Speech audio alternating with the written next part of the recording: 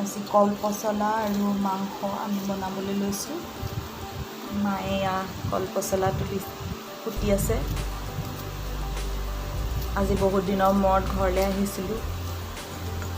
কলপুলি, কলগছৰ সৰু চাই পুলি আনি তাৰ ওপৰৰ বাকলিকেইটা যিকেইটা টান হয় সেইখিনি এনেকৈ আঁতৰাই লৈ আমি মিহি মিহিকৈ এইদৰে কটাৰীৰে ধুনীয়াকৈ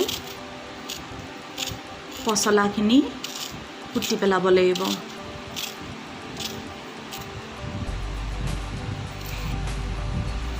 আঁহসমূহ আঁতৰাই দিয়া হৈছে। এনেকৈ যি আঁহ ওলাইছে আঁহবোৰ এনেকৈ আঁতৰাই দিছে।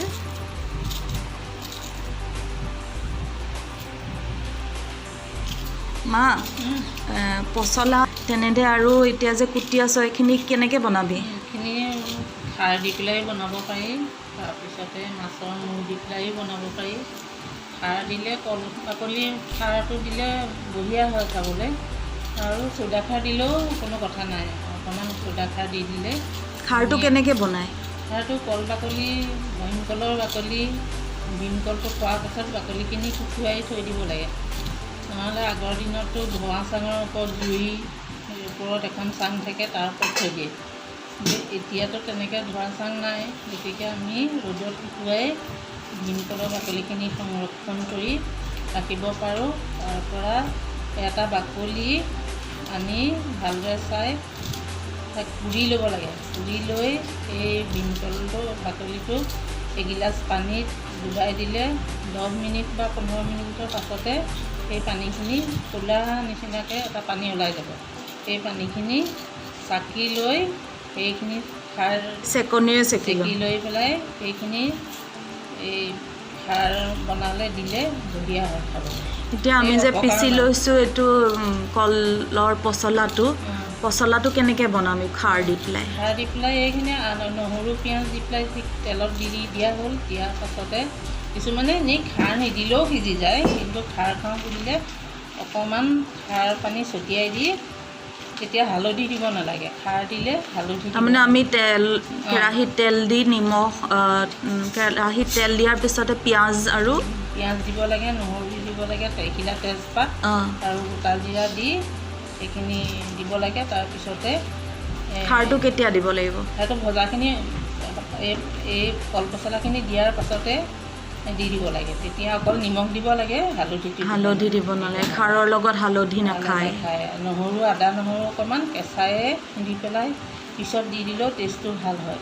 তাৰমানে তেলত আদা নহৰুটো নিদি পেলাই পিছত থেতেলিয়াই দিলে বেছি ভাল হয়। গোন্ধটো ধুনীয়া ওলায়। আমি তেনেকৈয়ে ভাল পাওঁ। ঠিক আছে বাৰু। আৰু খাৰৰ যে ভাজি বনায়, ভাজিটো কেনেকৈ বনায়? মানে কল পচলা ভাজিটো খাৰটো নিদিয়াকৈ এনেই আলু পিঁয়াজ নহৰু দি তেজপাত দি মিহি মিহিকৈ কুটি তেনেকৈ বনালেও ধুনীয়া হয় খাবলৈ। আচ্ছা, এইখিনি তাৰমানে ভাজি বনোৱা হ'ব ন? ভাজি বনোৱা হ'ব। আচ্ছা, ঠিক আছে বাৰু। সেইটো মিহিকৈ কুটিব লাগে। কিছুমানে মিক্সিত দিয়ে, মই মিক্সিত দি বেয়া পাওঁ। কটাৰীয়ে কুটিলে বেছি ভাল হয়। কটাৰীয়ে কুটি লৈ আৰু হাতখনেৰে অকণমান মোহাৰি দিলে গোটেইখিনি ধুনীয়াকৈ মিহি হৈ যায়। ইফালে মই পিঁয়াজ পিচি ল'লোঁ। কেৰাহীত তেল দি পেলাই পিঁয়াজখিনি প্ৰথমতে দিলোঁ। তাৰপিছতে বটি লোৱা গোটা জিৰা, গোটা ধনিয়া, আদা আৰু নহৰু এনেকৈ বটি পেলাই মই কেৰাহীত অলপ ভাজি লৈছোঁ, যাতে এইখিনি ভাজি তেলটো ওলাই যায় তেতিয়ালৈকে আমি এনেদৰে ভাজি লওঁ। পচলাখিনি অলপ এনেদৰে মোহাৰি দিব। মোহাৰি দিলে ধুনীয়াকৈ মিহি হৈ যায়, খাবলৈ ভাল হয়। মিক্সিত দিয়া আমি কটাৰীয়ে কুটিছে সেইখিনি। লোকেল মুৰ্গী মাংসখিনি মই নিমখ আৰু হালধি দি অলপ আগতে সানি থৈছিলোঁ। আধা ঘণ্টামান সানি ৰখাৰ পিছত এইখিনি এতিয়া এই মছলাখিনিৰ ওপৰত দি দিছোঁ।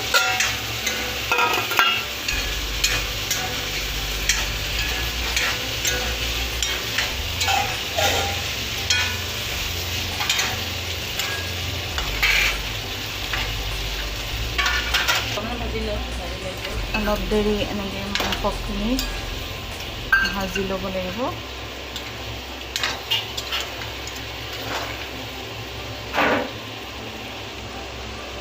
কিছু সময় ভাজি লোৱাৰ পিছত এতিয়া আমি ইয়াতে আলু আৰু কুটি লোৱা পচলাখিনি দি দিম আৰু তাক পুনৰ ভালদৰে লৰাই তাৰ লগত মাংসখিনিৰ লগত ধুনীয়াকৈ মিহলি কৰি দিম।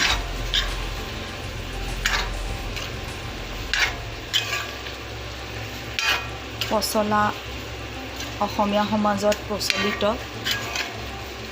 খুব হেল্ডি হয়, বিভিন্ন বেমাৰৰ কাৰণেও ভাল। ভীমকলৰ পচলা বিশেষকৈ ইউৰিক এচিডৰ থকা মানুহৰ কাৰণে খুবেই ভাল। ইউৰিক এচিড থকা লোকসকলে ভীমকলৰ পচলাৰ ৰস যদি খায় তেতিয়াহ'লে ইউৰিক এচিড বহুত কমি যায়। কেঁচাকৈও খাব পাৰি সেই ৰস, নাইবা পচলা আমি ভাজি বনাই, খাৰ বনাই বা এনেদৰে মাংসৰ লগত বনাই মুড়ি ঘণ্টও বনাব পাৰি পচলা দি। এই গোটেইখিনি এনেদৰে পচলা দি পেলাই আমি আজি এয়া মাংসৰ প্ৰস্তুতি চলাই আছোঁ। লোকেল মুৰ্গী মাংস কিছু সময় ভজাৰ পিছত এই মাংসখিনি অলপ ঢাকোন লগাই পেলাই আমি সিজিবলৈ দিম। মাংসখিনি অলপ দেৰি সিজাৰ পিছত এয়া আলু সিজি গৈছে। আমি লিভাৰ পৰ্চনটো মই এনেদৰে ভাঙি দিওঁ, নহ'লে লিভাৰটো কোনেও নাখায়, ভাল নাপায় মুৰ্গী লিভাৰ খায়, গতিকে মই এনেদৰে ভাঙি দিওঁ। বহুতে পেলাই দিয়ে, মই কিন্তু নেপেলাই পেলাই এইদৰে ভাঙি দিওঁ, সমান হৈ যায়গৈ। ইয়াত এতিয়া আমি অকণমান জালুক পিচি পেলাই আৰু লগতে ইলাচি 3টা গুড়ি কৰি এনেদৰে দি দিছোঁ। জালুকটো যেতিয়া শেষত দিয়া হয় তেতিয়াহ'লে তাৰ গোন্ধটো বহুত ধুনীয়া হয়।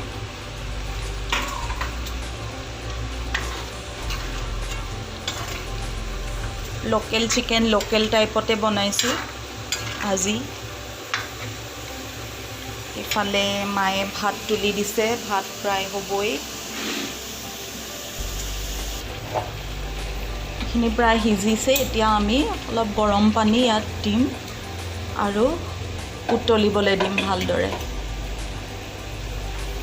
ইয়াত অলপ গৰম পানী দি পেলাই এতিয়া আমি অলপ উতলিবলৈ দিম।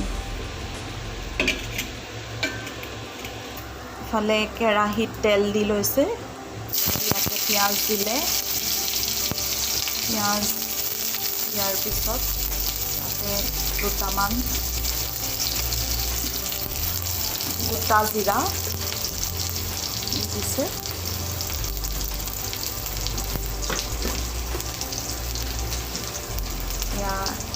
এখিলা শুকান তেজপাত আৰু আমি কুটি লোৱা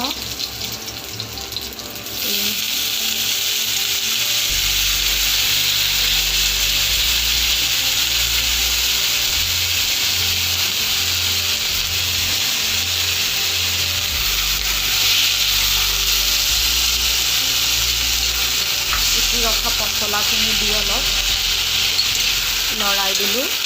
হালধি আৰু নিমখ দিয়াৰ পিছত তাক সিজিবৰ কাৰণে অলপ সময়ৰ বাবে ঢাকোন লগাই দিম।